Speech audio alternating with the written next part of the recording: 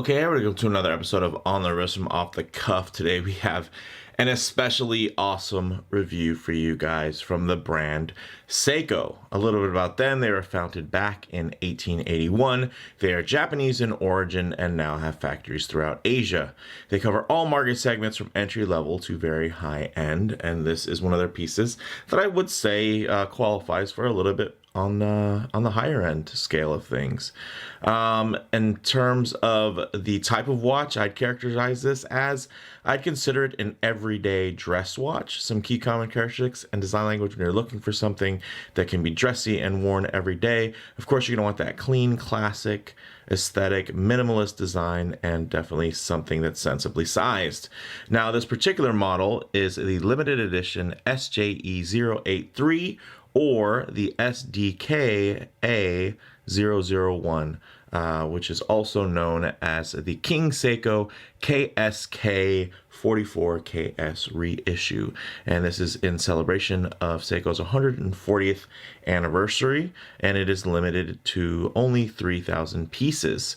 It features Seiko's 6L35 movement, which basically is a newer take on the 4L25 that they used to have in the Seiko SARB line the early years, and then later on became the 4L75, which was the Creedor based movement, which eventually evolved into the 6L35 you'll see here.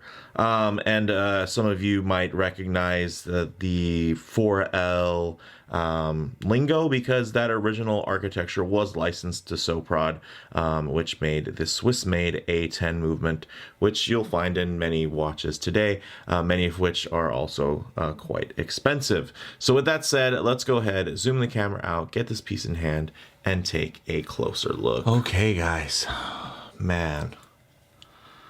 Let's just breathe this in for a minute. Wow. Okay.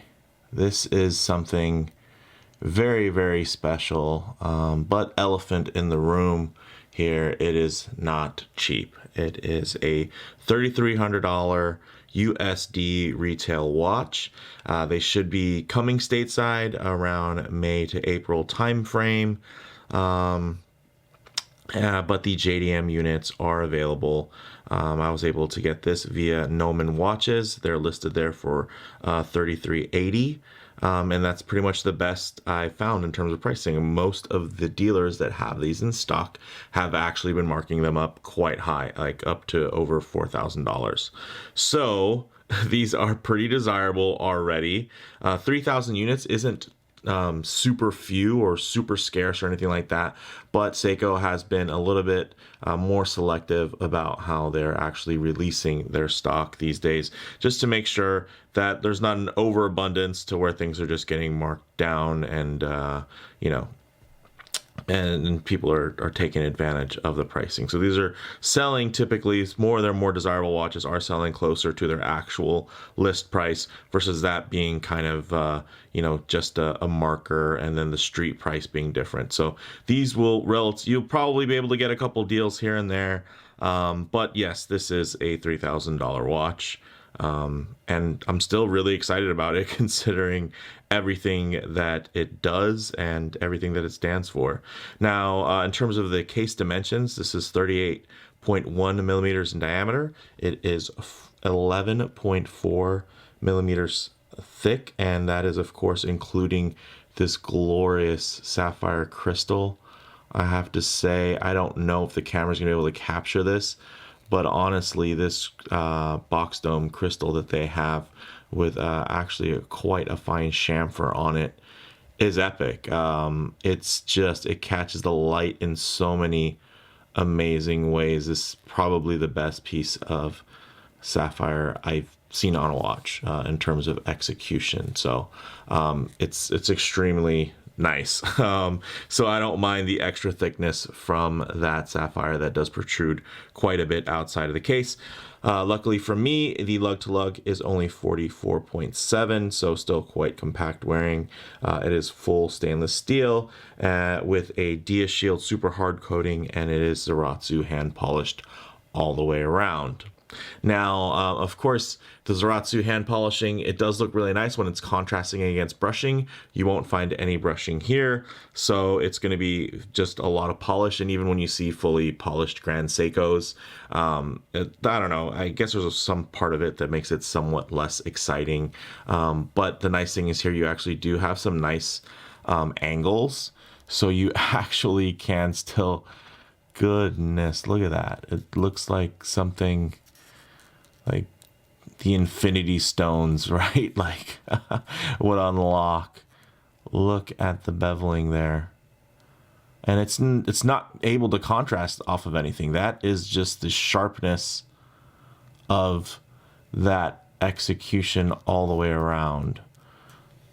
It's almost kind of a cheat when they're able to show you a polished bevel right next to a nice fine satin brush, because the contrast makes everything look sharper. The fact that it can still appear so sharp and just full of luster, even contrasting only off of another faceted, fully Zaratsu polished surface is quite impressive. So well done on those accounts as well. Now, of course, we do have a beautiful sapphire crystal box domed with inner super clear AR coating. It does have of course, everything's polished, but it has a little bit of a thin fixed bezel there that you can see writing just on the outside of that crystal that circles around the entire case. The crown is not screw down, but it is signed very nicely to match the original King Seiko there, as you can see. Quite nice. And then when we flip this over to the back, although you can't see the movement, you're getting a 6L35 movement, which is 26 joules, hacking and hand windable. It has 28.8 thousand vibrations per hour, or 8 beats per second. It has a 45-hour power reserve and typically runs between plus 15 and minus 10 in terms of unregulated accuracy. It's only 3.7 millimeters thin, so this thing fits really well. And on the case back, you can see that beautiful gold tone King Seiko emblem there, and then the rest is etched, but all still high polished, basically to pretty much a mirror finish, which is nice. But for those of you who haven't seen this movement, I have a watch that also has it, my SJE073. Some of you might be thinking, hey, no, this is not the titanium SARX 055. This is a 6L pound. Also, it's much thinner, as you can see. And bam, here we go. That's the movement. It's really quite nice. This movement was originally designed to be a bit of a Swiss fighter in terms of its specs, even being an option for a drop in replacement for your standard 2892. But from its original inception in the 4L trim to now into the 6L trim, it has been upgraded and now has a little bit more Seiko DNA used all over there, everywhere from the shock protection to the magic lever system. So very, very nice. You know, the beauty of this movement is how thin it is, right? I mean, that's outstanding. And this is a 40 millimeter watch versus a 38 millimeter, and you can see those little nuances really, really help with the way this feels in terms of scale and proportions. Really beautiful from that standpoint. So we'll go ahead and place this off screen. I'll do another segment, I'm sure, at some point and do some comparables and whatnot. But for now, I just wanted to be able to show that in terms of the movement for everybody. Now, if we want to get in nice and tight on this glorious dial, I'll try to keep it quite still. Here we go, guys. Applied indices, all polished and beveled, and you can see we do get the really, really fine texturing that's done at the 12 o'clock double marker, which just help capture the light and play with it in really, really beautiful and exciting ways. But then across the other indices, it's just, you know, a pure polish and bevel game. Really, really outstanding. But that 12 o'clock does work a little bit of magic, which I can definitely enjoy. We do, of course, have this nice silver sunray dial. It does have a framed date window at 3 o'clock with a white wheel and black font. And then in terms of the hands, it has those Grand Seiko-like Dauphine hands, which are also polished and beveled. Not quite as prominent a bevel as you would find on Grand Seiko hands, but these are still quite impressive, and honestly the closest thing I've found that doesn't have a GS on there. Even you know, when we look back at vintage models as well, this is definitely done to a much higher standard, and it just shows. I know some of you probably are looking at this and thinking of it as, wow, that's just a really overpriced SARB. It is not. This is, if anything, is a thin bargain Grand Seiko. You know, and I know some of you purists are, oh, it's a King Seiko, you know, like, yes, you can do some research. You'll find that King Seiko and Grand Seiko duked it out to see who was going to be the one to defeat the Swiss while they were out there still making chronometer spec watches and movements. Ultimately, Grand Seiko did win, but King Seiko made quite an impact along the way, and this is a lovely reissue that really just represents I mean, the crazy thing is this is the watch that lost, right? Well, technically the second generation of watch that lost, but this is really where they injected its own DNA in terms of its design language. This shouts and screams King Seiko in terms of this beautiful case. Now, in terms of water resistance, you do get 5 bar or 50 meters, which is great. You have 20 millimeter lugs. You also get a genuine crocodile strap in black, which tapers down from 20 millimeters at the lug down to 16 millimeters here at this glorious milled and just highly beautifully finished buckle here, all milled out, as you can see, and I can vouch that this is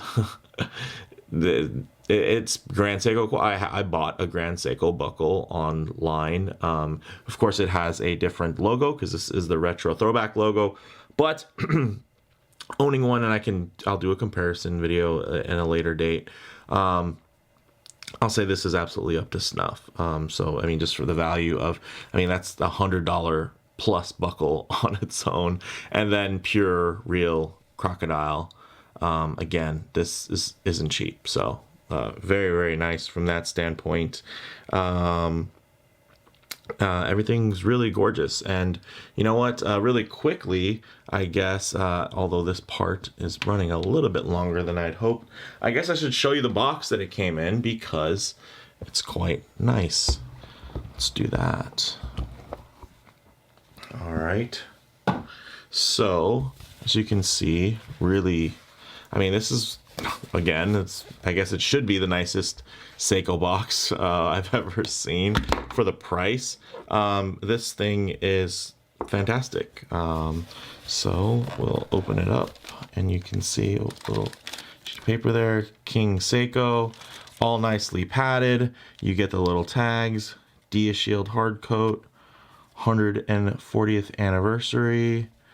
Also some small print, legal jargon, King Seiko. Will there be other King Seikos?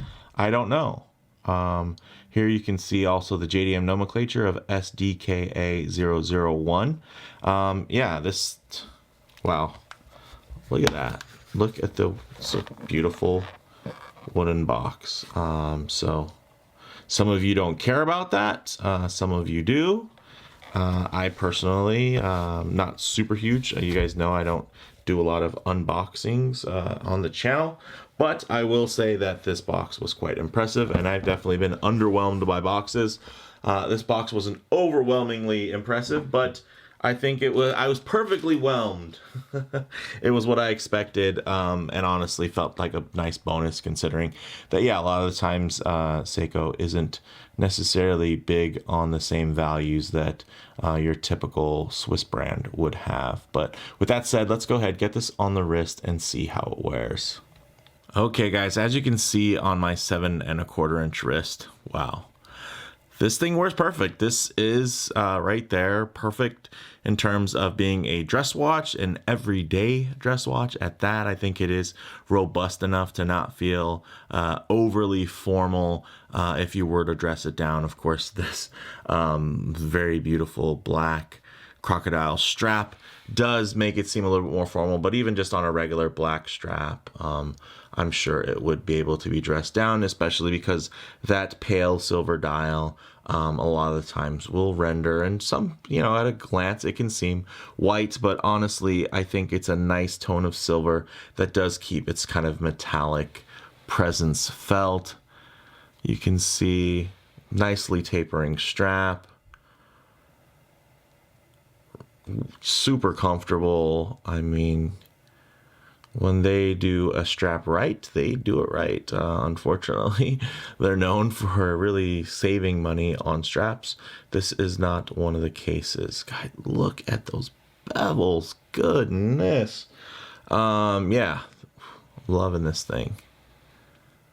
Look at the dial, the hands, the way the indices just play with the light. Loving it. Wears really well. It wears like I'd hoped it would. And for me, this is, you know, it's not just a matter of scale at being just a hair over 38 millimeters in diameter, but it also has to do with the wide shoulders on those lugs, the faceted corners, the just so much to love here, and it all just comes together to make a watch that, again, it doesn't feel at all I guess like petite or fragile. It feels like a very, very solid watch you could wear every day, that just happens to be one that you could genuinely wear with a tuxedo. If you really wanted to, you absolutely could. So yeah, loving this thing. So let's go ahead.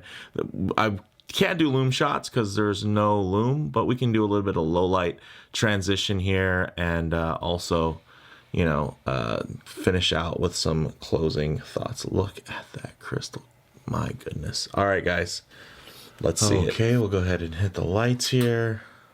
All right, little low light transition time, because you're not always going to be, you know, out in the middle of a field enjoying direct sunlight. A lot of the times you're going to be coming in and out of a building, maybe walking underneath the shade of a tree. So I like to show you what this watch is going to look like in less than optimal lighting. So even some transitional lighting here, kind of going from you know, lightness to darkness. But another nice thing is you can really see the textures and the way these colors render. You can see just how glossy and beautiful that strap is and how well executed it is. But you can also see the cool kind of almost bluish tones that come out of this lovely silver dial, which keep it from, I think, kind of being so pale that you would consider it as an option as a white dial. This is truly a silver gray dial, and you can see it can catch light in so many ways, and because of all those glorious facets on these applied indices, you're going to remain quite legible in terms of just functional timekeeping there. Even if we get down into some very harsh you know, high contrast lighting, which typically can expose a lot of imperfections, all you're really going to see is maybe a little bit of grease from that went through my glove onto this glorious finish. So really beautifully done. So we'll go ahead and get these lights, if I can find the switch, back on. And we'll get into some closing thoughts. You know, guys, on the wrist, this thing wears absolutely perfectly. It's compact, but with plenty of wrist presence, which I love. In terms of model variations, there are none. This is it.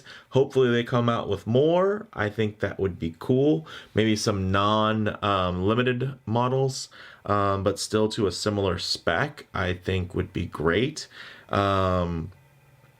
But if they just do more limited runs, I probably wouldn't be too mad anyway. Like if they did one with a blue heat blued second hand and like a blue strap, hey, I would be in line for that as well. Although I don't think my wife would be too happy about it. In terms of comparable models go, there are various Presage 6L35 powered SJE models right now that are also on crocodile straps for around the same price. Probably a lot of them you don't even know about. Some of you were, oh my, I hear a lot of people, oh, they just like they doubled it in price because it had King Seiko on the dial. No, I mean, again, there's been Presage watches, similar specs, you know, crocodile strap, a sapphire, and even kind of higher spec dials, honestly, in terms of enamels and porcelain and even the Reissue dials. So that range from $3,300 to $3,800. They're just not as exciting as this, honestly, and because they have Presage on the dial. This is something that's very special, and in the same way that a lot of Seiko's recent reissues have been quite special. And no, I don't mean kind of the more attainable versions of their reissues where they're a little bit updated, modernized, and reimagined. The tried, true, and faithful reissues, those have all fared very well in the aftermarket as well as just in general. So if you're somebody that doesn't, if you're a serial flipper, these are the types of ones you're probably going to hold on to. But if you need to flip it, you'll probably get all of your money back out of it, honestly, just because even my 6L 35 SJE073, those are still marked up crazy amounts, and then they're still selling even used for close to new price. So it's or sometimes over because people just can't find them generally, because that one was actually even more limited than this one in terms of the units. So again, this for me is still a great deal. I think, of course, my little frosted dialed baby Grand Seiko Snowflake is probably even more enticing now because it has a 10 bar 100-meter water resistant, also has a full bracelet and all that, and it's only $2,200, and that's full retail. And again, you can always try to negotiate and get a little bit off. But yeah, apart from that, what are the other comparables here? I mean, they're just not out there. I'd say the closest thing you could probably compare this to would be some really cool heritage reissues from Longines. They even have some similar size. Typically they run a little bit larger, more closer to the 40 millimeter, 40 point whatever, but they do have a lot of models with, you know, similar crystal aesthetic, similar fully polished case aesthetic, not polished to the same luster or attention to detail. They'll still have leather straps, but they just won't be actual crocodile, they'll just be stamped. And they even have some with gold emblems on the back. But inside ultimately is an ETA movement, and it's not a Longines movement, it's an ETA movement because the Swatch Group owns ETA. So they make all of the movements for all the Swatch Group watches. So in terms of everything being done together, yes, you could say it's in-house-ish. But in terms of this, where this is a movement developed by and for and as a part of the Seiko heritage, unmolested in terms of, you know, Seiko wasn't revived or kept alive and relaunched. It's just been here doing its thing, causing the quartz crisis and making, honestly, enabling the Swatch Group and Omega to become as powerful as they have become, because that, honestly, they kind of took them out of commission for a good couple of years. So yeah, loving this thing. Super long video. Thank you guys for hanging in there if you did. Guys, bottom line, higher end finishing and spec with an iconic design from a notable earmark in Seiko's rich history makes this an attainable grail for many collectors. Again, don't see this as an overpriced SARB or Presage model. Really, this thing is an extremely affordable, thin, and beautifully crafted, I'd say, alternative to a Grand Seiko. Yeah, you put this next to a fully polished Grand Seiko 3-hand with date, and honestly, I think, apart from the name, a lot of people would probably skew towards this watch. But let me know what you guys think in the comments below. If you like the video, please do it like. And if you haven't already, please subscribe for more content just like this. Thanks, guys.